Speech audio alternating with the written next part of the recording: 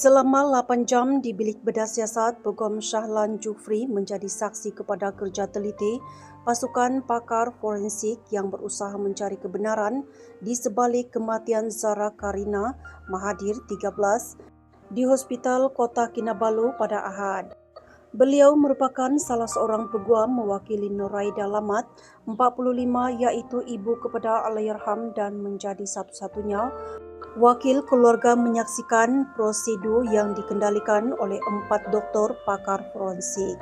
Diminta menceritakan pengalaman pertama berada di bilik bedah siasat sebagai memenuhi permintaan ahli keluarga. Shahlan mengakui semuanya masih segar dalam ingatannya. Ini memang kali pertama saya berada di bilik bedah, selalunya lihat gambar sahaja. Kalau saya mahu terangkan satu persatu bagaimana proses bedah siasat itu, saya boleh terangkan sekarang sebab masih lagi segar dalam ingatan. Dan doktor ada sebut tadi, dia terkejut sebab selama ini inilah peguam yang boleh tahan di dalam bilik bedah. Saya masih tahu keadaan arwah bagaimana, pisau apa yang digunakan, mangkuk apa yang digunakan, macam-macam. Pada awalnya gemuruh, lepas tu rasa kesian sebab terpaksa gali balik dan buat bedah siasat bukan satu perkara yang mudah. Dan ketika insaflah, katanya kepada pemberita sebaik keluar dari bilik bedah siasat. Meskipun berada di situ selama berjam-jam, beliau hanya keluar sebentar, 2 kali untuk mengambil udara segar di bilik kaca. Tiada tidak keluar ke tanda. Saya ada 2 kali pergi ke bilik kaca. Saya mahu ambil udara segar. Kemudian saya masuk sekejap namun tidak sampai 5 minit. Doktor panggil, jadi saya masuk semula ke bilik bedah, pakai pelintuk mulut dan sebagainya. Kali kedua mau ambil udara segar, masuk tidak sampai 5 minit, kena panggil balik. Akhirnya saya cakap memang kena tunggu dalam, tidak boleh di luar, tidak boleh di bilik kaca jelasnya.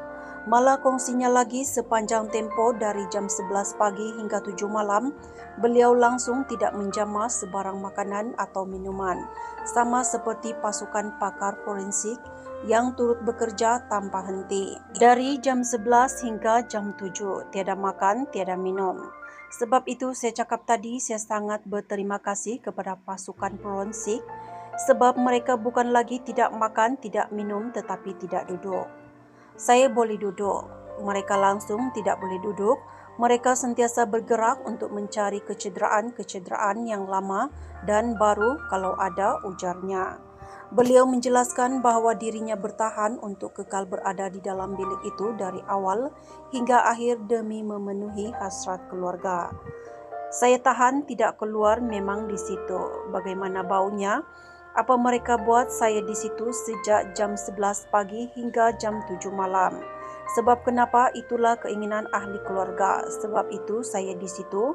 Bagaimanapun saya hadaplah. Sepanjang proses tersebut jelasnya turut dilakukan proses penerangan dan sesi soal jawab bersama barisan peguam.